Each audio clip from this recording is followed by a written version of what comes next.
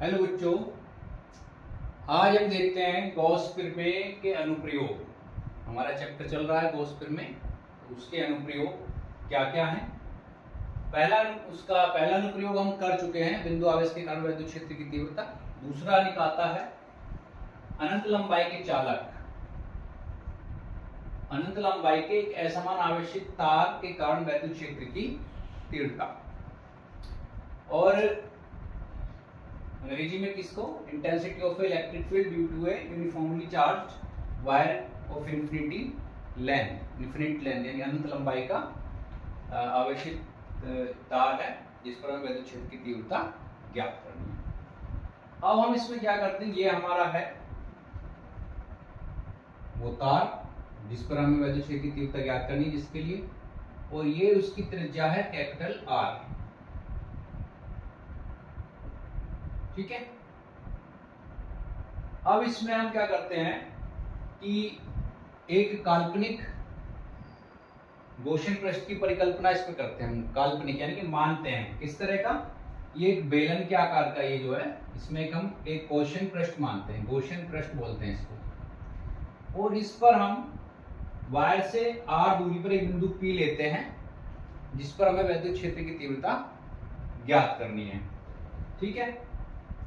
और इस पर जो विद्युत क्षेत्र लगा हुआ है वो बाहर की ओर लगा हुआ है, और साथ ही साथ इसका जो क्षेत्रफल सदिश हमने dA लिया है इसको, ये भी बाहर की ओर ही है। ठीक है। दोनों ये क्या है, समांतर है, इनके बीच का जो एंगल है वो क्या बन रहा है, 0 बन रहा है। इसी तरह से इसका एक दूसरा सरफेस होता है बेलन का जो है, यहां पर भी हमने जो है एक पॉइंट लिया है जिस पर विद्युत क्षेत्र की तीव्रता तो E ही होगी, ये बाहर की ओर होगी, लेकिन जो इसका गॉसियन जो क्षेत्रफल सदिश है वो इसके परपेंडिकुलर बाहर की ओर होगा, जिनके बीच होगा ये एक दूसरे के कैसे हैं, लंबवत हैं। तो ये क्या करेंगे, एक दूसरे को ये निरस्त कर देंगे लंबवत होने के कारण। अभी हम आगे देखेंगे। अब इसमें आता है कि अनंत लंबाई के एक समान आवेशित तार का रेखीय घनत्व। अभी हमने पिछले टॉपिक में पढ़ा था रेखीय घनत्व, ठीक है, उसके बारे में। तो रेखीय घनत्व लैम्डा क्या है, लैम्डा कूलम प्रति मीटर है। अब हम चित्र से देखते हैं, जो हमारा ये जो चित्र बना हुआ है, ये हमारा वक्राकार ये वाला एरिया है, वक्राकार ये वाला एरिया। इसके लिए देखते हैं तो हमें क्या निकालना, विद्युत फ्लक्स। विद्युत फ्लक्स क्या होता है, EDA, ये हम जानते हैं।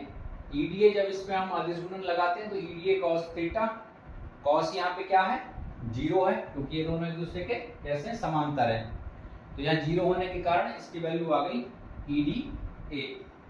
अब हम क्या देखेंगे, इस बेलन का क्या देखेंगे, गॉसियन पृष्ठ से गुजरने वाला विद्युत फ्लक्स। गॉसियन पृष्ठ से गुजरने वाला विद्युत फ्लक्स। अब वो हमको कैसे मिलता है,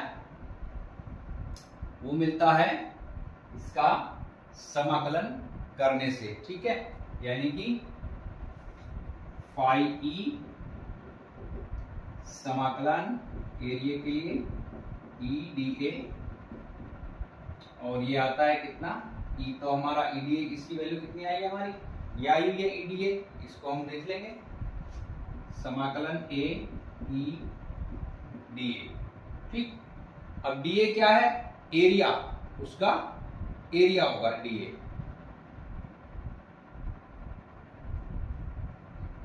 इसका एरिया, ये जो वक्र पृष्ठ है इसका एरिया, और ये किस आकृति का है, बेलन की आकृति का। ठीक है। तो हमें बेलन का जो है एरिया निकाल लेना होगा। वो कैसे निकालेंगे,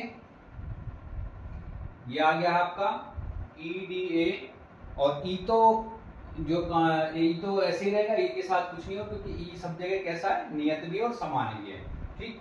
तो E को तो हम ऐसे ही छोड़ देंगे, और ये चला जाएगा यहाँ इसके साथ। ठीक, चूंकि E नियत है, कांस्टेंट है। ठीक है, और वो समान भी है। अब इसमें DA जो है ये वैल्यू आएगी निकल के आपकी phi E is equal to E 2 pi R H होता है, यहां हमारा है एल, ये एल, ठीक है, एरिया, इसकी जो वैल्यू होगी, क्योंकि D A equal to 2 pi R L, ये एरिया ऑफ ये जो वक्राकार पृष्ठ जो है इसका, ठीक है। तो ये आपका आ गया pi equal to 2 pi R L, ठीक। ये हमारी इक्वेशन बन गई, इसको ब्रैकेट में डाल दीजिए। अब जो पृष्ठ के सिरे हैं, इसके सिरे, ये वाले सिरे जो हैं, ये सिरे पर क्या है कि आपका जो वैद्युत फ्लक्स है वो शून्य होगा। क्यों होगा? क्योंकि ई और डी ये दोनों एक दूसरे के लंबवत हैं। पृष्ठ के सिरे से गुजरने वाला वैद्युत फ्लक्स शून्य होगा। क्यों होगा? क्योंकि जो वैद्युत क्षेत्र E है और जो आपका क्षेत्रफल सदिश dA है, क्या है? एक दूसरे के लंबवत है। ये एक दूसरे के लंबवत हैं। तो यहां तक समझ में आया? अभी थोड़ा सा आगे और है इसमें, ठीक है, उसको भी देखते हैं। इसमें हम क्या करेंगे, देखिए यहां पर आपका जो है phi E equal to E 2 pi R L, ये इक्वेशन हमारी बनेगी। लेकिन फाई ई अगर हम गॉस थ्योरम में लगाते हैं, phi equal to Q upon epsilon naught होता है। यहां पे लिख सकते हैं वी नो दैट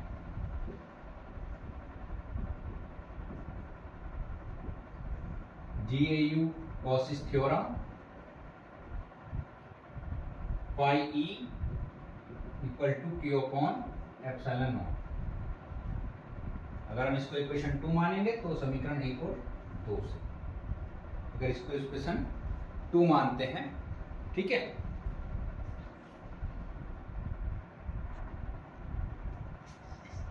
तो सिरों पर ई और डी क्या है? एक दूसरे के लंबवत हैं, ठीक है। तो एक दूसरे के लंबवत हैं सिरों पर वेक्टर ई व डी एक दूसरे के क्या है? एक दूसरे के लंबवत, यानी कि थीटा इक्वल टू 90 और cos 90 इक्वल टू 0। तो वहां पर जो है आपका वैद्युत फ्लक्स क्या होगा? शून्य होगा। तो अवयव का नहीं, अवयव नहीं, ठीक है। तो जो गॉसियन पृष्ठ है हमारा, ये वाला, ये गॉसियन पृष्ठ है, इससे कितना वैद्युत फ्लक्स गुजरेगा? गॉसियन पृष्ठ से गुजरने वाला वैद्युत फ्लक्स, तो क्या होगा भाई? हमारा अभी वो आया था हमारा पीछे 2 पाई आर एल, यही होगा। और गॉस स्फीयर में हम ये जानते हैं, गॉस स्फीयर में हमारी ये है, गॉस स्फीयर में हमारी ये है, ये हमारी वहां इक्वेशन 1 थी, ठीक है ना, समीकरण 1 और 2 से, समीकरण 1 व 2 से। तो फाई ई जो है, फाई ई, यहां भी फाई ई है और वहां भी फाई ई है, दोनों को बराबर रख सकते हैं हम। E 2 pi R L equal to Q upon epsilon naught, और यहां से ई की वैल्यू निकल आएगी, E equal to 1 upon 2 pi R L epsilon naught, और ये ऊपर क्यू, यानी कि Q upon 2 pi R L, ठीक। अब इसमें गॉसियन पृष्ठ द्वारा नेट आवेश, गॉसियन पृष्ठ द्वारा नेट आवेश, गॉसियन पृष्ठ द्वारा जो परिबद्ध मतलब नेट आवेश है हमारा जो इससे घिरा हुआ है, गॉसियन पृष्ठ द्वारा नेट आवेश क्या है, इसके परिबद्ध है, जो परिबद्ध वो क्या होगा। अभी हमने एक फार्मूला हमने एक पढ़ा है, रेखीय घनत्व पढ़ा है, आवेश का रेखीय घनत्व। आवेश का रेखीय घनत्व क्या होता है, lambda equal to Q by, lambda equal to क्या होता है, Q by L, linear charges के लिए। ठीक है, यहां से अगर हम क्यू निकालना चाहें तो Q equal to lambda L. तो हम यहाँ इक्वेशन पे अपना जो है क्या रख सकते हैं, लैम्डा एल रख सकते हैं। ई बराबर lambda L upon 2 pi R L epsilon not, और ये एल से एल कैंसिल हो जाएगा और आपका ई आ जाएगा lambda upon 2 pi epsilon naught R. ठीक है, ये बन गया। अगर हमें इसका वेक्टर रूप लिखना है तो इसमें क्या करना होगा, एक यूनिट वेक्टर को हमें जोड़ देना होगा। वेक्टर यानी जोड़ना क्या है, इसको वेक्टर रूप में अगर लिखेंगे, वेक्टर रूप में तो इस प्रकार से होगा vector E equal to lambda upon 2 pi R epsilon naught R cap. ये हो गया इसका वेक्टर रूप। क्या हो गया, वेक्टर रूप। ठीक है, और ई की जो डायरेक्शन है इसमें, ई की दिशा, ई की दिशा बाहर की ओर होगी, क्योंकि चार्ज यहां है, ई लगा है तो ई कैसा होगा, बाहर की ओर होगा। पॉजिटिव चार्ज है तो ई बाहर की ओर। तो इस प्रकार से आपका अनंत लंबाई के एक समान आवेशित तार के कारण वैद्युत क्षेत्र की तीव्रता हमें ज्ञात हो जाती है। इसके बाद दूसरा जो आता है वो आता है अनंत लंबाई के एक समान आवेशित तार आवेशित अचालक बेलन के कारण। ठीक है, अनंत लंबाई के एक समान आवेशित अचालक बेलन के कारण वैद्युत क्षेत्र की तीव्रता। अब समझिए इसमें क्या करना होगा, बेलन सेम यही आपका जो है चित्र उसमें भी बनेगा, यही फिगर आपका उसमें भी बनेगा। अंतर उसमें ये आएगा क्योंकि बेलन की बात हो रही है, यहाँ पे तो एक आवेशित तार था, तो लीनियर रेखीय आवेश घनत्व की बात होती, वहां पर होगी पृष्ठ, जो पृष्ठ आवेश घनत्व था सरफेस वाला, उसकी बात होगी। ठीक है, समझ में आया होगा सभी के। चलिए अब आगे देखते हैं दूसरा, नेक्स्ट।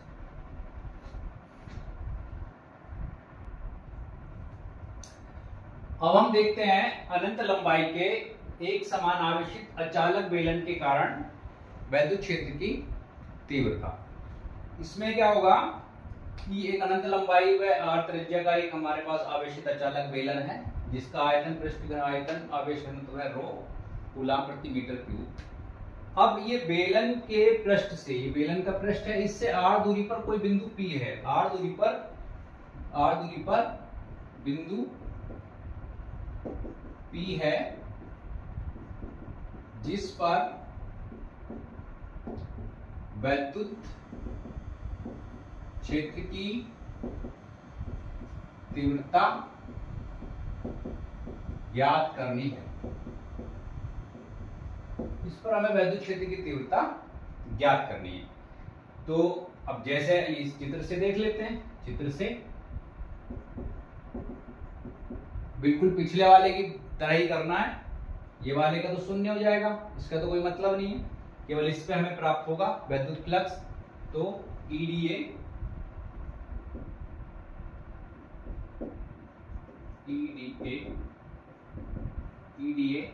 cos 0 यानी कि EDA, और इसकी वैल्यू भी आप जानते हैं, phi E equal to E 2 pi R L. ठीक है, बेलन का संपूर्ण पृष्ठ dA equal to 2 pi R L. इतना तो आप लोग जानते ही हैं, अभी हमने पिछले वाले कुछ में किया है। अब यहां से E बराबर ये आ गया, लेकिन ये भी जानते हैं कि हमारा जो गॉस स्फीयर में है वो कहता है epsilon Q upon epsilon not, इसके बराबर भी तो होता है। अब इन दोनों को लेंगे तो यहां से हम E की वैल्यू निकाल लेते हैं। E बराबर Q upon 2 pi R L epsilon not. यही हमने पिछले वाले उसमें भी किया है डेरिवेशन में, यही यहाँ पे भी किए हैं। ठीक है, अब इसको ब्रैकेट में डाल देते हैं और अब देखते हैं आगे हमको करना क्या है। अब हमारी कंडीशन बनती है इसमें कि यदि R is greater than capital R, यानी कि जो स्मॉल r है, ये जो R है इससे बड़ा है, तब आयतन आवेश घनत्व, तब आयतन आवेश घनत्व यदि हम देखते हैं तो हमको क्या मिलेगा,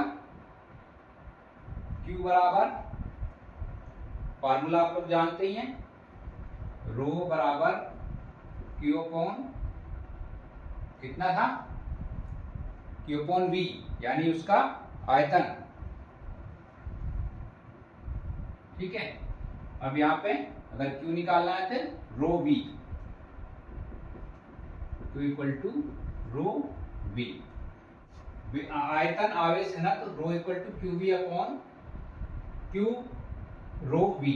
अब V कितना होगा, मतलब यहाँ पर V की जो वैल्यू निकलेगी वो क्या होगी, पाई आर स्क्वायर एल, क्योंकि हमारा जो बेलन ये है, ठीक है, छोटा, पाई आर स्क्वायर एल। अब इस वैल्यू को पुट कर देंगे कहाँ पर, यहाँ रख देंगे। जब इस वैल्यू को समीकरण के 2 को रखेंगे तो यहाँ से rho V, rho pi R square L 2 pi R L, R small है, ये इससे कट गया, पाई से पाई कट गया, ये इससे कट गया। ठीक है, हमारे पास बचा E equal to rho R square 2 epsilon naught R. ये आपकी आ गई वैद्युत क्षेत्र की तीव्रता बेलन के लिए। कब, जब स्मॉल r बड़ा है कैपिटल R से। ठीक है, अभी दूसरा पॉइंट हो रहा है इसका, जिसमें स्मॉल r बड़ा होगा इस बार। ठीक है, स्मॉल r छोटा होगा।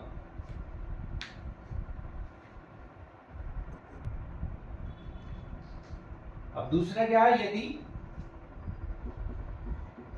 यहां पे तो स्मॉल r बड़ा था, अब की बात r is less than to capital R, यानी कि इस बार स्मॉल r जो है बड़े R से छोटा हो गया। तब Q की वैल्यू यहां पे हमारी आएगी Q इक्वल टू पाई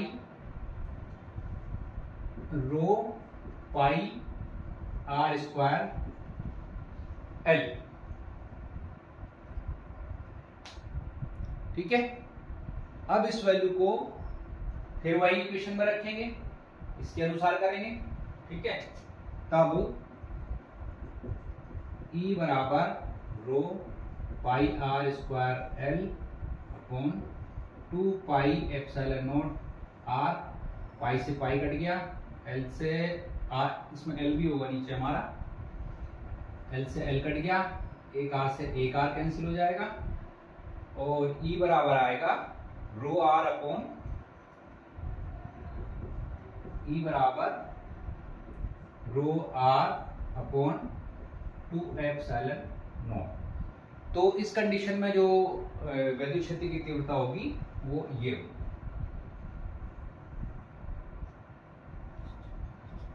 ठीक है, ये हमारा था सेकंड अनुप्रयोग इसका, गॉसियन प्रमेय का। आपको मेन कॉन्सेप्ट जो रखना है वो रखना है अपने गॉसियन पृष्ठ पर। कोई भी आकृति वो बताएगा प्रश्न में, हमको अपने इस मतलब जो एज्यूम करना है, यानी काल्पनिक पृष्ठ जो लेना, गॉसियन पृष्ठ को हम काल्पनिक पृष्ठ भी कहते हैं, इसी के अनुसार अपनी कैलकुलेशन हमें करनी होगी। चलिए अभी हम देखते हैं इसके नेक्स्ट वाला।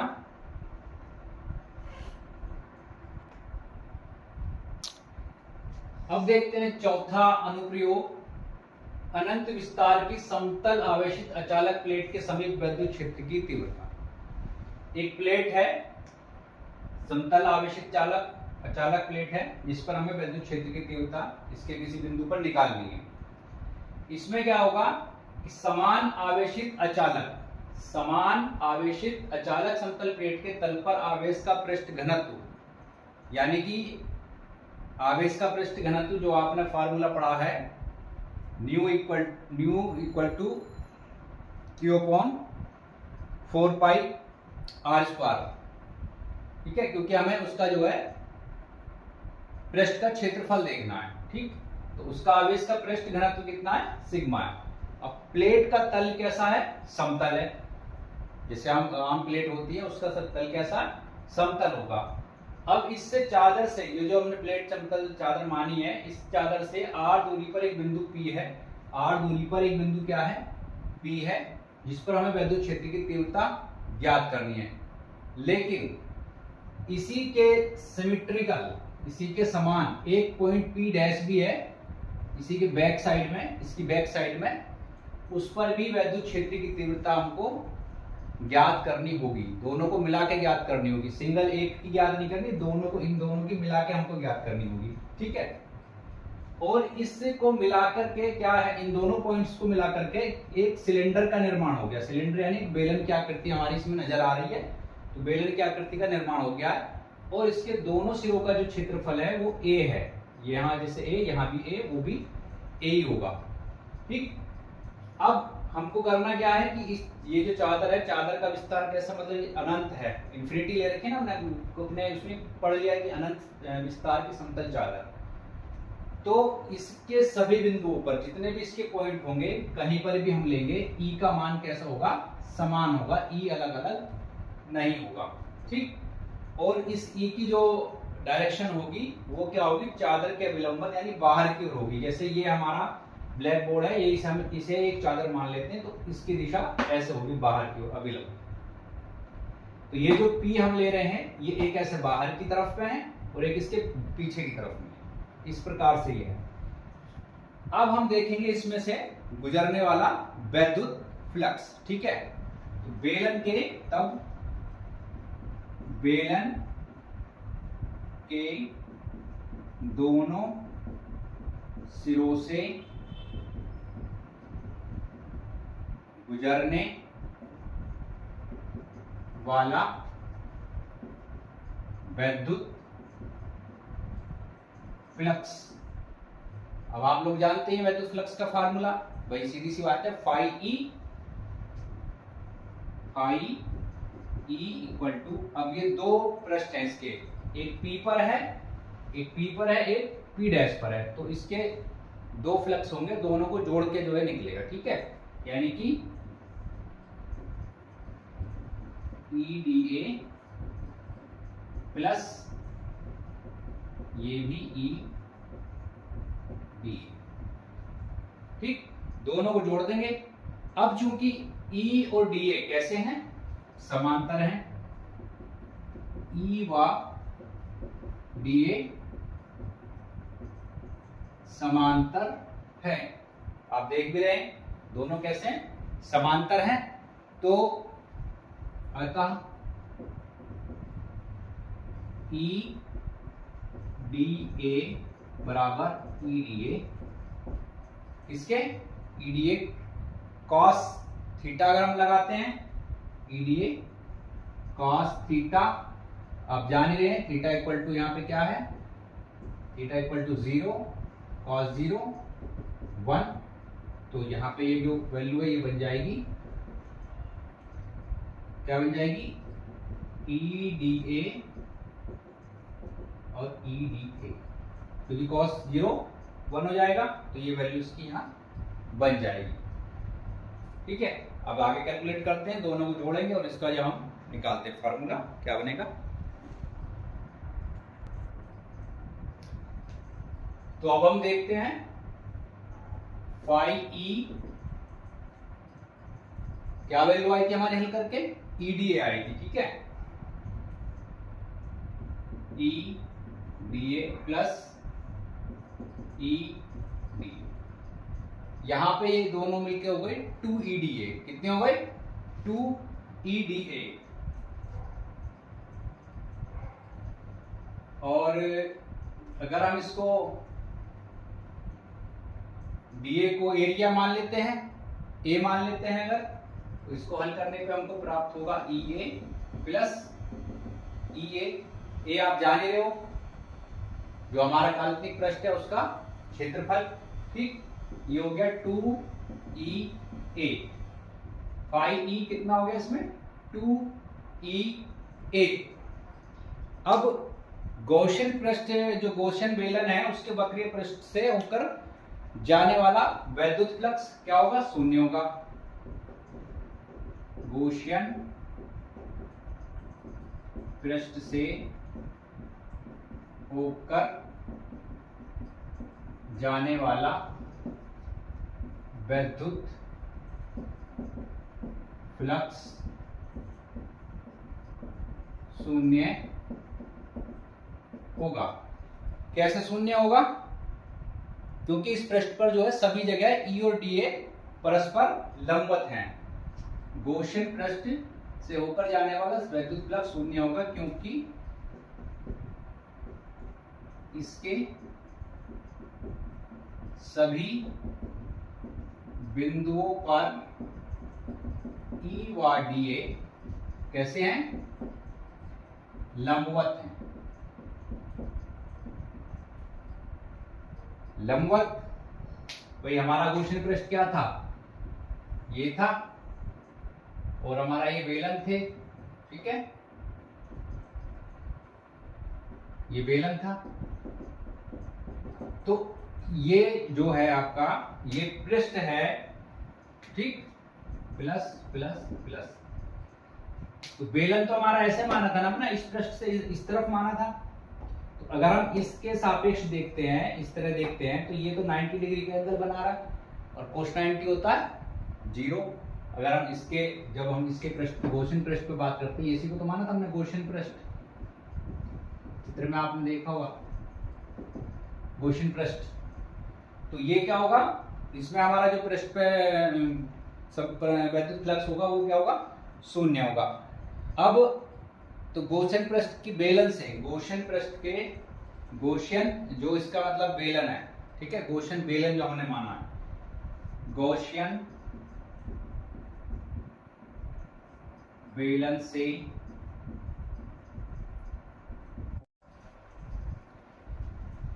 गॉसियन बेलन से होकर जाने वाला संपूर्ण वैद्युत फ्लक्स,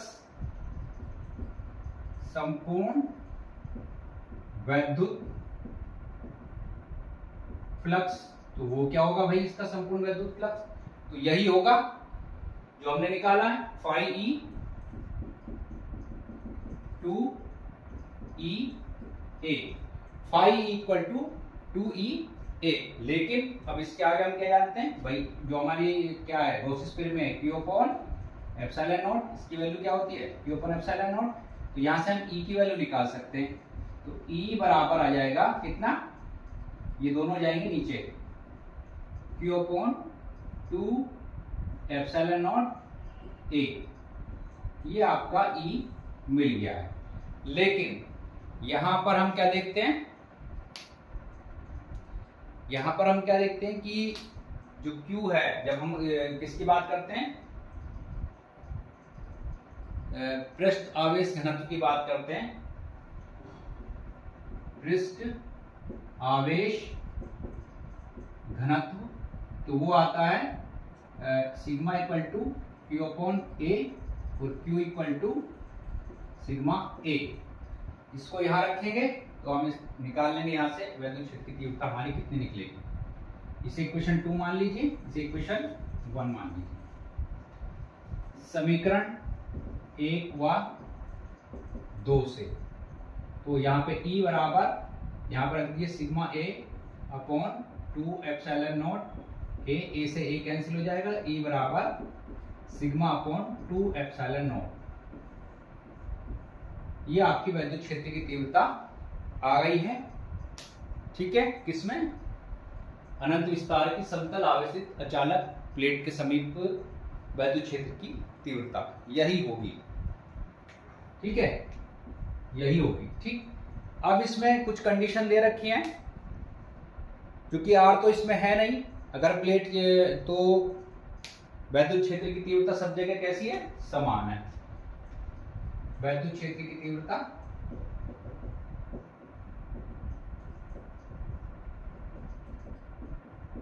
समान है। दूसरा है कि यदि प्लेट धनावेशित है, यदि प्लेट क्या है? पॉजिटिव, प्लेट पॉजिटिव है, तब वैद्युत क्षेत्र की दिशा जो है प्लेट के लंबवत, ठीक है, और प्लेट से बाहर की ओर होगी। ठीक है, पॉजिटिव है तो वैद्युत क्षेत्र की दिशा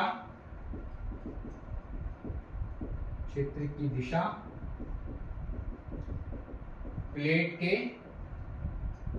लंबवत तथा बाहर की ओर।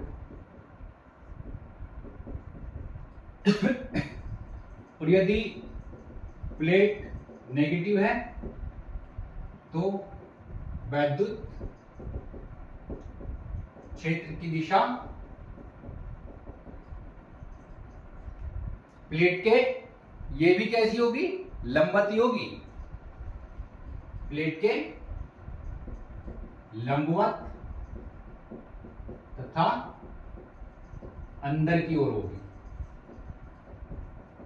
ये हम आपको बता ही चुके हैं, जब पॉजिटिव होता है तो दिशा बाहर की ओर होती है, और जब नेगेटिव होता है तो दिशा अंदर की ओर होती है। तो इस प्रकार से हमने जो है गॉसिस प्रमेय के ये चौथा अनुप्रयोग हमने कर लिए।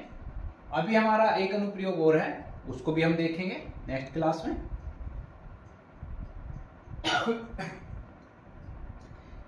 एक अनुप्रयोग और है, उसको भी देखेंगे। आशा करते हैं ये समझ में आया होगा। हेलो बच्चों, आज हम देखेंगे जो हमारा गॉस प्रमेय के अनुप्रयोग का जो फोर्थ एप्लीकेशन था, उसी के अंतर्गत दो एप्लीकेशन हमारी और आती हैं। इसमें क्या है कि अगर हम एक आवेशित चालक प्लेट के निकट वैद्युत क्षेत्र की तीव्रता ये हमको ज्ञात करनी है। ठीक है, तो हम एक प्लेट लेते हैं जो इस प्रकार की होगी, जिसके दो सिरे हैं, फर्स्ट और सेकंड। ठीक है, और ये पहला सिरा भी इसका जो है पॉजिटिवली चार्ज है और ये भी पॉजिटिवली चार्ज है।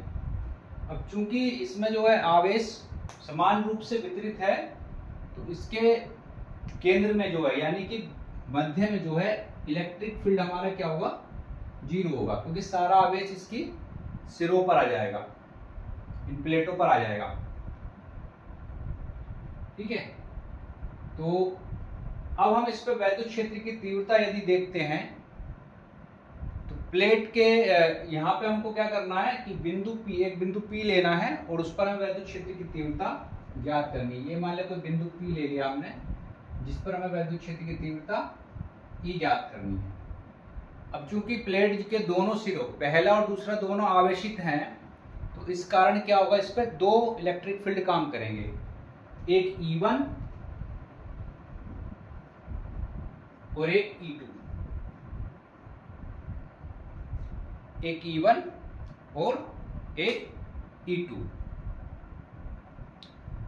अब यदि हम अपने पिछले फार्मूले से देखते हैं कि इस प्लेट पर इसके पृष्ठ A के कारण, पृष्ठ फर्स्ट जो है, इसके कारण वैद्युत क्षेत्र की तीव्रता क्या होगी, तो इसके कारण जो वैद्युत क्षेत्र की तीव्रता हमको प्राप्त होगी वो होगी E1, यानी vector E1 equal to sigma upon 2 epsilon not.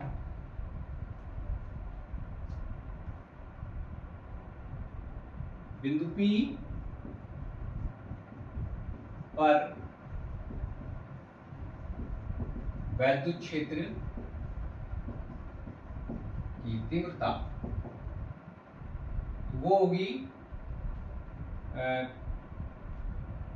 E1 और ये होगी सिग्मा अपॉन 2 एप्सिलॉन नॉट। ये होगी आपकी प्लेट P1, मतलब इस P1 सिरे के कारण, इस P1 सिरे के कारण ये वैद्युत क्षेत्र की तीव्रता हमें प्राप्त होगी।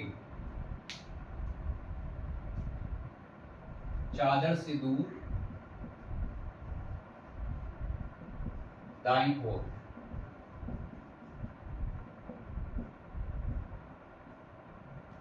चादर से दूर दाईं ओर, ठीक है। इसी प्रकार से हम देखेंगे कि जो इसका दूसरा सिरा है, ये वाला इस प्लेट का दूसरा सिरा है, इस पर हमें कितनी प्राप्त होगी, इस पर भी, ठीक है, सेकंड सिरे पर, यहां पर भी E2 equal to sigma upon 2 epsilon naught. ये भी क्या होगी, चादर से दूर होगी, ये भी दाईं ओर ही होगी, क्योंकि पॉजिटिवली है तो ये दोनों बाहर की ओर ही। बिंदु P क्योंकि उस साइड लिया हमने,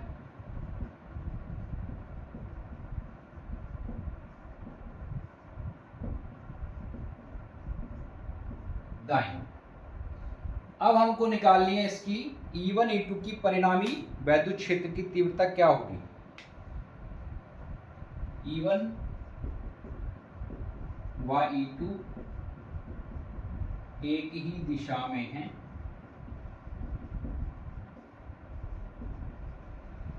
तब प्लेट, जो हमारी प्लेट है उसके कारण बिंदु P पर,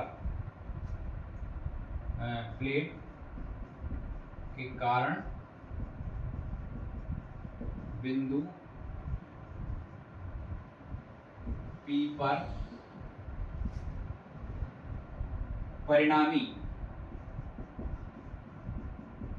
परिणामी वैद्युत क्षेत्र की तीव्रता E बराबर E1 प्लस E2, E बराबर E1 प्लस E2। यहां पे वैल्यू रख देंगे हम ये दोनों को उठा करके, sigma upon 2 epsilon not plus sigma upon 2 epsilon not. अब देखिए दोनों को जोड़ेंगे, ये भी आधा है, ये भी आधा है, तो ये पूरा हो जाएगा।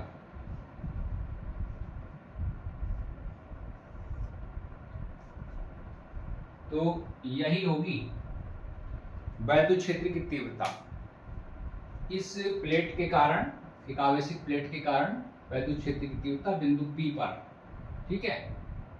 इसके हमने दो सिरे माने, मतलब एक प्लेट अगर हम लेते हैं तो उसके दो पार्ट होते हैं, एक इधर का हिस्सा होगा, एक उसके पीछे का हिस्सा होगा, ठीक है। जैसे अगर हम कोई भी मान लीजिए इसी ब्लैक बोर्ड को ही, इसको ही मान लेते हैं अपने बोर्ड को, तो एक सिरा इसका ये वाला हो गया, एक इसके पीछे वाला हो गया। तो इन दोनों सिरों के कारण मान लिया कोई बाहर बिंदु P है, उस पर हमें वैद्युत क्षेत्र की तीव्रता ज्ञात करनी है। ये हमारा बिंदु P यहाँ था, इस पर वैद्युत क्षेत्र की तीव्रता हमको ज्ञात करनी। तो ये जो हमने लिया है अपना वही पिछला फार्मूला उपयोग करते हुए, जो इसका फोर्थ प्रयोग हमने निकाला, उससे उपयोग करते हुए हमने दोनों सिरों पर वैद्युत क्षेत्र की तीव्रता ज्ञात करके अंत में क्या किया है, इसकी परिणामी वैद्युत क्षेत्र की तीव्रता E बराबर E1 प्लस E2, जिसकी वैल्यू आई है सिग्मा अपॉन एप्सिलॉन नॉट।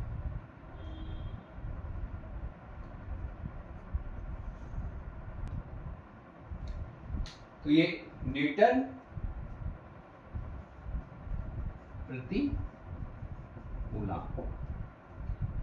अगर प्लेट धनावेशित है, अगर प्लेट धनावेशित है तो वैद्युत क्षेत्र जो है किस तरह दिष्ट होगा, बाहर की ओर होगा, लंबवत।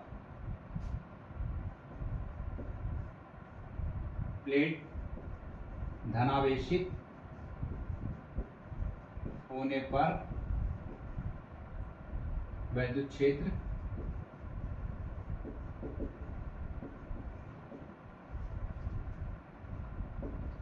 लंबवत बाहर की ओर, और यदि प्लेट ऋणावेशित है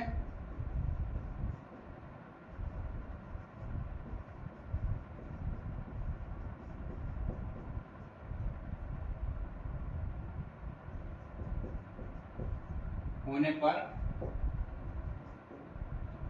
वैद्युत क्षेत्र लंबवत अंदर की ओर।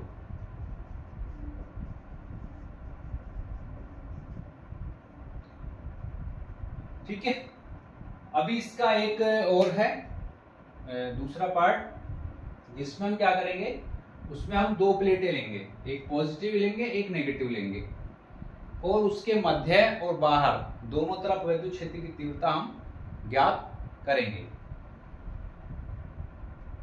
ठीक है, क्लियर हुआ?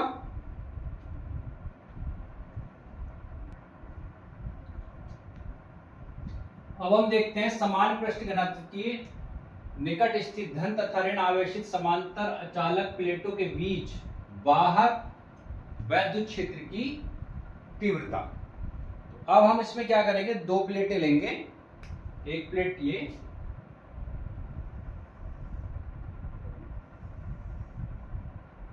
नेगेटिव और एक प्लेट यहां लेंगे पॉजिटिव। ठीक है, एक फर्स्ट और एक सेकंड प्लेट, ये फर्स्ट प्लेट ये सेकंड प्लेट। आवेश घनत्व तो दोनों का समान है, सिग्मा। ठीक है, अब इसमें क्या करना है कि एक बिंदु P अंदर लेना है हमको, इस पर हमें वैद्युत क्षेत्र की तीव्रता ज्ञात करनी है। ठीक है, और चूंकि दोनों के प्लस के कारण जो हमारा वैद्युत क्षेत्र बनेगा लंबवत बाहर की ओर बनेगा, E1 E2, E1 और E2, E1 और E2 दो प्लेटें हैं, दो आवेश हैं, तो दोनों दो काम करेंगे इसमें। ठीक है, दो वैद्युत क्षेत्र बनेंगे, और एक बिंदु P हम बाहर लेते हैं, मतलब बिंदु Q बाहर लेंगे, तो इस पर वैद्युत क्षेत्र की तीव्रता हमको ज्ञात करनी है। लेकिन यहां पे क्या होगा कि पॉजिटिव के कारण तो ये बाहर की ओर रहेगी इसकी वैद्युत क्षेत्र की तीव्रता, और नेगेटिव इसके कारण अंदर की ओर, E2 अंदर की ओर रहेगी।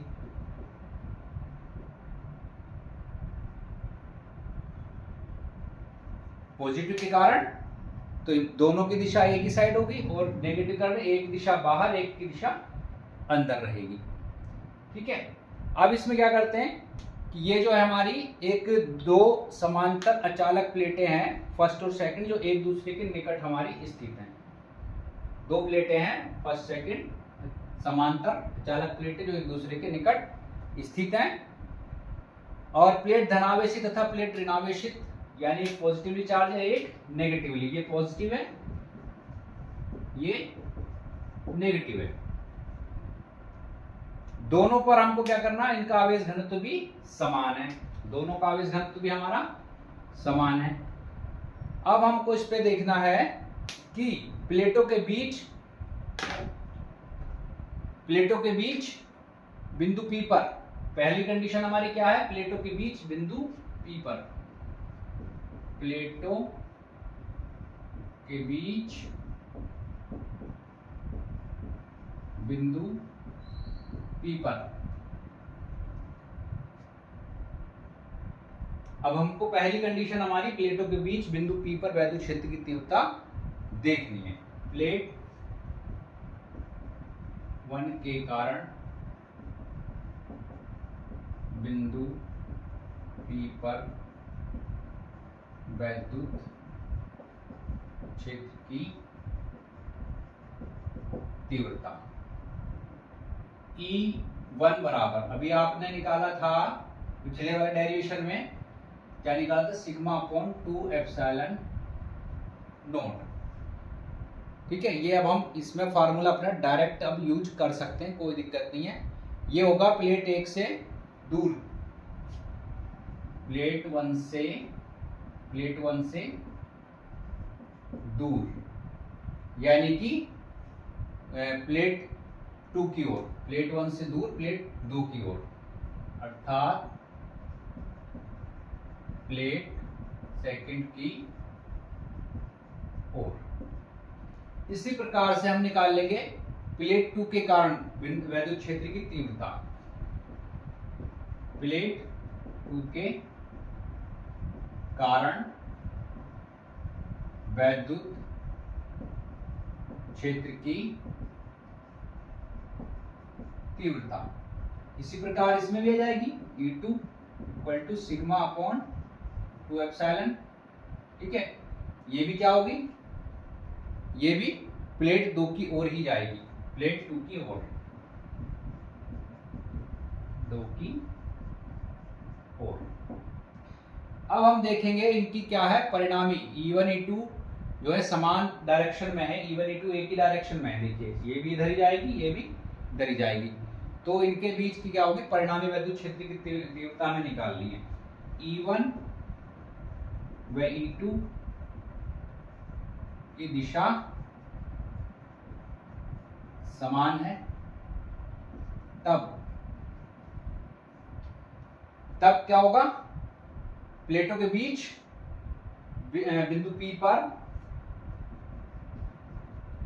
प्लेटों के बीच बिंदु P पर परिणामी वैद्युत क्षेत्र की तीव्रता, तो वो क्या होगी भाई, E बराबर E1 प्लस E2, E बराबर E1 प्लस E2। अब दोनों को हम जोड़ देंगे यहां से, E बराबर sigma upon 2 epsilon not plus sigma upon 2 epsilon not, तो आपको मिल जाएगी E बराबर sigma upon epsilon not Newton प्रति कूलम। तो ये आपकी आ गई बिंदु P पर दोनों प्लेटों के बीच वैद्युत क्षेत्र की तीव्रता। लेकिन ये तो थी हमारा पहला पॉइंट, ये इसमें हमने ये वाला पॉइंट प्लेटों के बीच, पहला पॉइंट हमारा प्लेटों के बीच। अब हम दूसरा पॉइंट देखेंगे प्लेटों के बाहर, यानी कि बिंदु Q पर। प्लेटों के बाहर कौन सा पॉइंट है हमारा, बिंदु Q है। अब प्लेटों के बाहर बिंदु Q है तो हमको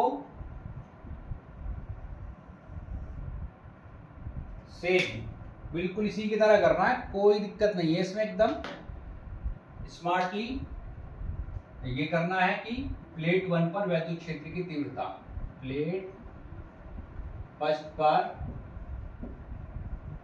वैद्युत क्षेत्र की प्लेट फर्स्ट पर वैद्युत क्षेत्र की तीव्रता,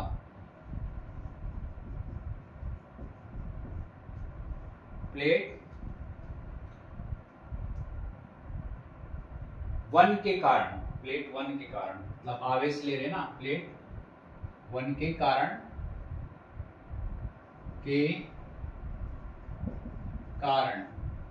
वैद्युत क्षेत्र की तीव्रता, तो E1 बराबर सिग्मा अपॉन एप्सिलॉन नॉट 2। ये आपका उसी तरह जैसे यहां पे निकाला था सेम उसी तरह आएगा, कोई दिक्कत नहीं। अब प्लेट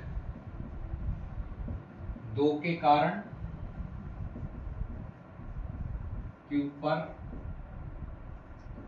वैद्युत क्षेत्र की तीव्रता, ठीक है। यहां पे ही इसमें केवल ट्विस्ट है थोड़ा सा, यहां होगी माइनस, यहां होगी माइनस, क्योंकि ये जो है आपकी पहले वाली में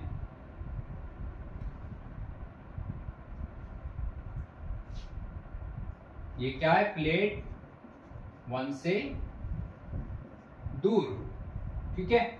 और ये आ रही है प्लेट टू के पास में आ रही है, प्लेट टू की ओर आ रही है, प्लेट टू की ओर। ये दूर जा रही है, ये पास आ रही है, तो इसलिए इसमें क्या आ गया, माइनस। अब हमें इनकी देखनी है परिणामी वैद्युत क्षेत्र की तीव्रता, ठीक है। E1 E2 क्या है इसमें, विपरीत दिशाओं में इस बार E1 व E2 विपरीत दिशाओं में है,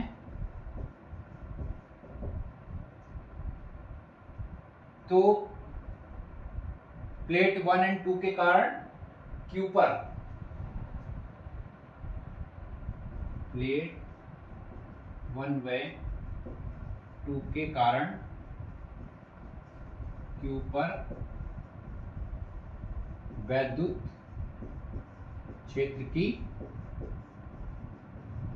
तीव्रता। तो ठीक है भैया, वही जोड़ना होगा इनको भी, E1 प्लस E2, देख लीजिए यहां पे जोड़ेंगे तो क्या मिलेगा, अपॉन 2 एप्सिलॉन नॉट। अब देखिए इसको प्लस करेंगे लेकिन वहां पे क्या है, minus sigma upon 2 epsilon not, यानी कि ये आ गया आपका E बराबर 0, E बराबर 0, अर्थात प्लेटों के बाहर परिणामी वैद्युत क्षेत्र की तीव्रता 0 होगी।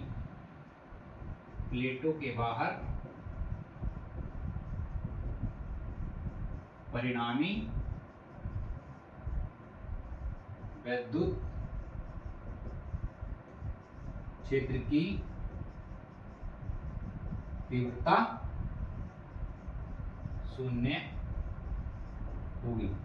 और ये जब होगी जब दोनों प्लेटें, एक पॉजिटिव है एक नेगेटिव। ये नहीं कि समान, ये भी अगर ये भी पॉजिटिव होती तब फिर हमको यही फार्मूला मिलता आकर के लास्ट में, ठीक है।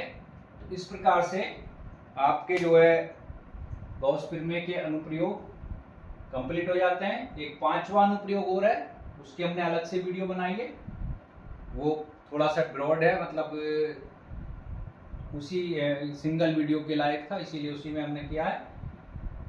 आशा करते हैं आपको अच्छा लग रहा होगा, समझ में आ रहा होगा। तो प्लीज शेयर कीजिए, कमेंट भी कीजिए, हमको भी पता लगे कि किस तरह हमारा रिस्पॉन्स चल रहा है। और अपने भी मित्रों को बताइए, शेयर कीजिए और लाइक भी कीजिए।